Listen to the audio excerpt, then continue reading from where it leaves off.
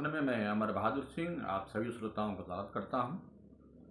पिछले वीडियो में मैंने जो कुछ बताया आज उसी की अगली कड़ी है और इस वीडियो में मैं कोशिश करूंगा कि बजट के बारे में और रेट कट जो हुआ है उसके बारे में प्लस जो अभी टैरिफ वार चल रहा है अमेरिका का, चाइना का और भी कंट्री का, और फिर निवेशकों को क्या करना चाहिए, इन सारी बातों का मैं इस वीडियो में जिक्र करूँगा। जो नए लोग इस वीडियो को सुन रहे हैं, देख रहे हैं, उस चैनल को हमारे सब्सक्राइब कर लें, बेल आइकन दबा लें ताकि अगला वीडियो आने के पहले उन्हें ये सूचना मालूम चल जाए। देखिए, जो पहला इवेंट था हमारे बजट का, तो बजट जो है वो कभी कभी क्या होता है कि बजट का रिएक्शन जो है वो पहला जो होता है वो तात्कालिक होता है। वो वास्तव में देखा जाए तो बहुत बजट की छानबीन नहीं होती है। तो धीरे धीरे जब बजट में क्या है कि उसका एनालिसिस करते हैं, जो बड़े इकोनॉमिस्ट, हम लोग तो छोटे आदमी हैं, हम लोग को उतना ज्ञान नहीं है कि क्या किस पे असर पड़ता है, लेकिन उन लोगों का होता है। और अब उन लोगों की जो एनालिसिस सुनिए तो ये बात धीरे धीरे समझ में आ रहा है कि बजट में जो जितना पहले दिन जो हो हल्ला था उस तरह का बजट जो है वो कुछ इकोनॉमी को हमारे देखा जाए तो बूस्ट नहीं करेगा। एक चीज़ जो बहुत बड़ी चर्चा में थी वो ये कि जो इनकम टैक्स की स्लैब थी 12 लाख की, वो छूट गई और उस पर ये लोगों का कहना था ये जो छूट है जो 12 लाख में, इसमें जो बचत होगी लोगों के पास वो खर्च करेंगे, खर्च से वो मैन्युफैक्चरिंग बढ़ेगी, वो सप्लाई डिमांड की स्थिति क्या होगा जो है, और आखिर में देखा जाए तो वो पैसे का सर्कुलेशन जो है वो बढ़ेगा। इससे जो है कंपनियों के आय बढ़ेंगे जो है, ठीक है। और ये जो बात जो है वो धीरे धीरे हमारे समझ में ये आता है। आप जरा खुद सोचिए कि जो मिडिल क्लास है, जो अपने पेस्ट को तब तक नहीं फेंकता है जब तक कि वो उसका रेपर जो है वो खराब ना हो जाए। बहुत कहने का मतलब बहुत कंजर्वेटिव है जो है, वो इस तरह से वो अपना खर्च नहीं कर देता है कि आज पैसा हाथ में आ जाए खर्च आ जाए। वो कंजर्वेटिव है, वो आज भी फिर वही काम करेगा जो पहले से करता आया हुआ है। जो बड़े लोग हैं निश्चित रूप से उनके पास जब पैसा आता है तो वो खर्च करते हैं। और ये जो खर्च का जो सरकार का ये सोचना है इससे जो है हमारी इकोनॉमी बूस्ट होगी, मुझे नहीं लगता है कि ऐसा कुछ होने वाला है। दूसरी बात कि बैंक ने जो रेट कट किया जो है, अभी थोड़ा सा बजट के बारे में और बात कर लेते हैं। बजट में ये जो टैक्स के बारे में बात की गई कि जैसे इंश्योरेंस टैक्स वगैरह है कि उनके में जो है वो जो है छूट दी गई है या कमी की गई जो टर्म इंश्योरेंस पे है। अभी खुद ही जो है वो इंश्योरेंस जो कंपनियां हैं खुद ही इसको समझ नहीं पा रही हैं और इसको जो है जो आपका जीएसटी का सेक्शन वाला जो लोग हैं वो लोग भी इसके जो है वो उल्टे विचार किए हैं। क्योंकि जो है देखा जाए तो इस इंश्योरेंस कंपनी से जो जीएसटी का जो पैसा आता था वो करीब 16,000 करोड़ का था, अब उससे जो कमी आ जाएगी। तो इस तरह से देखा जाए तो आप ये जो छूट दे रहे हैं पैसे का वो जो है हाथों में देने के लिए आम आदमी के लिए, तो फिर जीएसटी कलेक्शन का वहाँ पे क्या होगा जो है। तीसरी बात कि देखिए, जब भी ये बाजार जो है ना जब तक स्पष्टता नहीं रहती है, कोई चीज़ जो संदेह के घेरे में होती है ना, तो वो भले ही बाद में अच्छा क्यों ना हो लेकिन वो हमेशा जो है वो अपना जो है वो निगेटिव एस्पेक्ट रखता है। तो मार्केट जो है वो अभी भी इस बाजार पे, इस बजट पे वो बहुत जो है वो रिएक्ट शुरू में उसको लगा कि तो जो कुछ बजट बढ़ा के किया, लेकिन वो बाद में वो रिएक्ट किया जो है। अब रेट कट की हम बात कर लेते हैं। रेट कट से ये होगा कि भैया लिक्विडिटी बढ़ जाएगी। तो लिक्विडिटी बढ़ने से बैंकों की क्या हुआ जो है, तो लिक्विडिटी जब बढ़ी बैंकों की तो इसका असर क्या है जो है, हमारे आपके पास असर क्या हुआ ये कहा जाता है। तो उससे जो है जो लोन वगैरह जो लोग लिए हैं उनको जो सहूलियत मिल जाएगी, लोन जो ईएमआई वगैरह भरते हैं उनमें कम हो जाएगी। लेकिन अभी तक किसी बैंक ने अपने ग्राहकों को जो भी लोन लिए हैं उनके ईएमआई में किसी तरह की कटौती के बारे में ये बात नहीं किया है। और इसलिए नहीं किया है क्योंकि इन लोगों को ये बात का डर है कि आरबीआई ने जो अभी 0.25 का रेपो रेट कम किया है और अपने बीच के भाषण में ये संदेश दिया है कि आगे कोई जरूरी नहीं कि रेट कट होगा, इसलिए वो भी अपना जो है वो पासान जो है वो अपने कस्टमर को नहीं कर रहे हैं। तो देखा जाए तो रेपो कट का कोई असर अब जो है इस बाजार को उस तरह से देखने को नहीं मिलेगा। तीसरी बात आप जान लीजिए कि ये जो आप अमेरिका का जो आप टैरिफ वार की बात किए हैं, तो ये भी कुछ असमंजस में है। खुद ही अगर देखा जाए आपके ट्रम्प साहब को, तो वो भी पहले तो बहुत बार छड़ के बोले, बाद में जो है वहाँ पे वो कमज़ोर पड़ गए, और उनके ही देश के लोग इसके जो है वो विरोध में है। अगर मान लीजिए कि अगर ये हो भी जाता है तो किस किस कंट्री में क्या होगा, अभी ये कोई डिसीजन नहीं हुआ, और धीरे धीरे जितने भी कंट्रीज़ हैं जिसपे टैरिफ लगा रहे हैं, इवन कि पनामा, मैक्सिको, चाइना और भी कुछ यूरोपियन कंट्री है, वो भी अब इस बात पे है कि हम लोग भी टैरिफ लगाएंगे। तो मुझे नहीं लगता है कि कुछ जो है टैरिफ लगाने की बात होगी जो है, लेकिन अगर लगता है मान लीजिए, तो इसका असर जो है दो तरफा होगा। जैसे मान लीजिए कि अगर वो चाइना पे टैरिफ बढ़ा देते हैं तो क्या होगा कि चाइना से जो माल जो जो अमेरिका को जाता था वो वहाँ पे महंगा हो जाएगा। इंडिया में क्या होगा जो है, इंडिया में टैरिफ लगाते हैं या नहीं लगाते, अभी तो ये समझ में आ रहा है कि इंडिया के पास सॉफ्ट है जरूर जो है, लेकिन तब क्या होगा, जैसे मान लीजिए कोई चाइना का माल जो है अगर वो जो है उसमें क्या करेगा, फिर वो जो जो जैसे समझ के लिए कि आपका ये स्टील वगैरह है जो मेटल्स वगैरह है, ये जब जब जब जब टैक्स टैरिफ लगाएंगे चाइना ने, तो चाइना का माल हम उधर न जा करके चाइना जो है वो इंडिया की तरफ भेज देगा। और बाजार का देखिए ये नियम है, कोई भी आदमी फायदे के लिए काम करता है।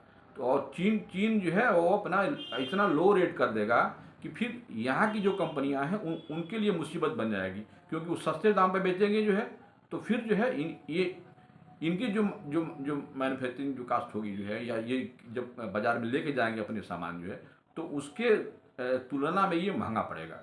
हमारे यहाँ का स्टील जो है महंगा पड़ेगा, और वो बनी बनाई चीज़ जो चाइना यहाँ भेजेगी, तो देखा जाए तो एक तरह से वो महंगा पड़ेगा। और ये अभी जो मेटल में जो रैली आप देखे हुए हैं, ये रैली जो है वो धीरे धीरे कमज़ोर पड़ जाएगी या फिर नीचे की तरफ आ जाएगी। तो ये सब जो है वो एक तरह से देखा जाए तो वो सब मिक्स है।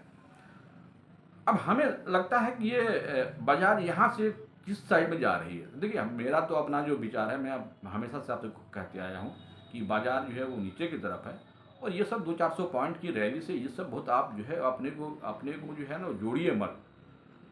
हमेशा से एक ही नियम आप अपनाइए, जब भी बाजार में उछाल दे, आपका अगर प्राइस जो भी इन्वेस्ट किए हैं उसमें अगर प्रॉफिट मिल रहा है तो निश्चित रूप से आप प्रॉफिट बुक कीजिए। अगर प्रॉफिट नहीं मिल रहा है, बाजार बढ़ने के बाद भी अगर आप माइनस में हैं, तो निश्चित रूप से अपना जो है लॉस है थोड़ा थोड़ा आप उसमें से कम कीजिए, जो है मैंने इनकी लॉस बुक भी आप करते रहिए। ये अक्सर देखा जाता है कि एफ ही मार्केट को हम चलाते हैं, ये हम हर वीडियो में कहते हैं। तो एफ जो है ना, जब बेचते हैं कोई कैश मार्केट में ना, तो कुछ ना कुछ चीज़ खरीदते भी हैं। इसका मतलब क्या है, इसका मतलब है कि मार्केट में वो आने वाले दिनों में निश्चित रूप से इस बाजार में वो रहेंगे। ऐसा नहीं है कि आज एफ बेच रहे हैं कुछ खरीद नहीं रहे हैं। अगर वो खरीद रहे हैं तो हमें ये देखना कि क्या खरीद रहे हैं। जो खरीद रहे हैं वो उसी सेक्टर में उन्हीं स्टॉक को अगर आप भी खरीदें जो है, तो निश्चित रूप से वह आपका जो है एक इन्वेस्टमेंट का वो तरीका बन सकता है। अगली बात मैं इन्वेस्टरों के लिए करूँगा। देखिए ये जो आपका इक्विटी मार्केट है, ये जो शेयर मार्केट है, अगर आप 100 रुपये का 120 रुपया, 130 रुपया, 150 रुपया करने के बारे में आपका सोच के आए हुए हैं ना, तब आप इन्वेस्टर नहीं, आप शुद्ध रूप से ट्रेडर हैं। बात समझ लीजिए इसको जो है। इन्वेस्टर इस बाजार में आता है कि 100 रुपये का अगर 100 रुपये वो लगा रहा है तो उसका पैसा 400, 500, 1000 हो, उसके लिए ये शेयर मार्केट है। और उसके लिए इसलिए मैं कह रहा हूँ, धैर्य की बहुत ज़रूरत है। बाजार को एक बार निश्चित रूप से ये कंफर्म हो जाने दीजिए कि बाजार अब यहाँ से ऊपर बढ़ेगा, और वहाँ धीरे धीरे निवेश कीजिए। या एक तरीका ये भी हो सकता है कि आप अपना 10 साल का व्यू लेकर के इस बाजार में आइए, और अभी जो है 5% पैसा नीचे गिरे तो फिर 10% पैसा इस तरह से लगाइए, तो कोई बात नहीं है। तो आपको घबराने की ज़रूरत नहीं है। तो आपको ये धैर्य काम और लॉन्ग टर्म के लिए इन्वेस्टमेंट करना है। शॉर्ट टर्म के लिए आपने जो भी आप पैसा लगाया है उसमें जो भी प्रॉफिट मिल रहा है उसमें से आप बेच करके निकलिए, और हर एक उछाल पर आपको बेचना है जो। अब आप कहिएगा, आप हो सकता है कि आप मेरे इस विचार से सहमत न हो, ये कहें कि हम कैसे बाजार आज हम बेच दें और मार्केट यहाँ से ऊपर चला जाए, हमारा स्टॉक ऊपर चला जाए। भाई आप एक बात जान लीजिए, इस मार्केट में ना हज़ारों स्टॉक हैं जो है। आज मान लीजिए कि आपने सपोज कर लीजिए कि टाटा स्टील आपने 120-22 पे खरीदा, 25 पे खरीदा, अब वो आज 140 पे आ गया, यानी कि करीब वहाँ से देखा जाए तो 15-16 रुपया का फ़ायदा, यानी करीब 12% का आपका प्रॉफिट मिल रहा है। यहाँ आप मैं कह रहा हूँ कि आप यहाँ सेल कर दीजिए। आपको लगता है कि नहीं यहाँ से ऊपर जाएगा, अरे भैया तो जाने दीजिए ना, आप प्रॉफिट ले लेंगे ना, जाने दीजिए उसको जो है। आप इस बाजार में और भी तो स्टॉक हैं, आप उस पैसे को आप वहाँ पे इन्वेस्टमेंट कीजिए जहाँ पे जहाँ पे बढ़ने की उसमें गुंजाइश है जो है। कम से कम ये तो आपको नहीं रहेगा कि हमने प्रॉफिट बुक नहीं किया जो है। और इस बाजार में आपको अभी वैल्यूएशन के बहुत से स्टॉक आपको मिलेंगे जो है, मैं उनका नाम नहीं बताना चाहता हूँ, ये मैं आप पे छोड़ता हूँ, आप खुद सर्वे करें, लेकिन आप प्रॉफिट जो है जरूर बुक करें। दूसरी अब अगली बात जो है, ये जो अभी जो सिस्टम चला है इसमें जो है बाजार को जो हमारा बजट आया है या जो रेट कट हुआ है, इसका असर धीरे धीरे देखिए आपको रियल्टी सेक्टर में पड़ने वाला है। रियल्टी सेक्टर में देखिए जब तक वहाँ पे लोग घर हो मकान हो ये सब जो बनता है, जो खरीदार जो होते हैं ना वो लोन पर लेते हैं। लोन जब सस्ता नहीं होगा तो मकान बिकेंगे नहीं, और उस केस में हमारे जो रियल्टी के स्टॉक हैं जैसे कि आपका डीएलएफ वगैरह ये सब जो है, इसमें गिरावट आने की संभावना वो ज़्यादा है। फार्मा सेक्टरों में भी ये ट्रेड वार में है, इसमें भी कंजर्वेटिव है। और देखा जाए तो आईटी सेक्टर जिसकी चर्चा बहुत कम होती है, ये एक रेंज बाउंड रहेगा, या अगर वैल्यूएशन के हिसाब से देखा जाए तो सारे आईटी सेक्टर जो है सब एक दो महीने सबकी मिल कहा ये सब ओवर वैल्यूड है जो है। तो जब गिरावट इसमें आएगी तो एक लंबा करेक्शन आएगा सारे शेयरों में, ये बात आप समझ लीजिए जो है। तो बाजार को आप अपने अनुसार देखिए, आपका होराइजन कितना है, आपके पास पैसा कितना है, और हमें जो है इस बाजार में टिके रहने के लिए क्या क्या उपाय करने के। मैं एक बात हमेशा आपसे कहता हूँ, आपको बाजार से निकलने की ज़रूरत नहीं है, लेकिन अगर आप अपना पैसा कहीं से उधार मांग के, कहीं से कर्ज लेके, लोन लेके अगर लगाए हैं तो ये एक बहुत ही बुरी बात है। निश्चित रूप से इस शेयर मार्केट में वही पैसा आप लगाइए जो आपके पास एकदम इन सब चीज़ों से अलग है, और आपके पास एक्स्ट्रा पैसा जो पड़ा हुआ है जिसकी ज़रूरत जो है अभी फ़िलहाल 2-3 साल की नहीं है। अगर आपको जो पैसे की जरूरत अगर साल 2 साल के लिए है तो निश्चित रूप से आप इस बाजार में अभी बने रहने की कोई ज़रूरत नहीं है। आप फिर कभी जब आप इन मुश्किलात को जब छट जाएगा ये सब जो है धुंध जो है, तब फिर आप आइएगा। क्योंकि अभी इसमें अगर आप फंसेंगे इस मार्केट में, ये मार्केट में आपको पिछले वीडियो में भी या 1-2 वीडियो में मैंने बताया भी है, ये पूरा 2025 का जो साल, अरे 2025 ये चल रहा है, ये पूरे साल तक भी मार्केट अगर ऐसे ही रह जाए, ऊपर नीचे 200-300 पॉइंट निफ्टी ऊपर जाएगा, फिर जैसे निफ्टी ऊपर जाएगा तब से ही आप इस बाजार में जो है टाइट सूट पहनकर लोग आकर बोलने लगेंगे कि अब यहाँ से बाजार यहाँ जाएगा वहाँ जाएगा, और आप फिर उसमें फंस जाएंगे। ये बाजार देखिए, यहाँ से बाजार बहुत अगर जाता है ना तो 24,070, पहला 23,775, उसके बाद से फिर 23,800 की करीब आसपास ये बता रहे हैं, और दूसरा जो सबसे बड़ा हर्डिल जो है 24,000 जो है वो 70 का है, फिर 24,200 का है, वहाँ से ये फिर पीछे आ सकता है जो है। तो आप ये भूल जाइए कि बाजार अब यहाँ से ऊपर की तरफ जाना है, ज़्यादा चांसेस है नीचे की तरफ जाना है। इसलिए मैं बार बार कहता हूँ कि आपकी अपनी जो सिक्योरिटी जो मनी है, जो भी पैसा आप लगाए हुए उसको आप पहले आप सेव कीजिए जो है। नहीं, मैं हमेशा से कहता हूँ कि नया आप इन्वेस्टमेंट बिल्कुल ना करिए।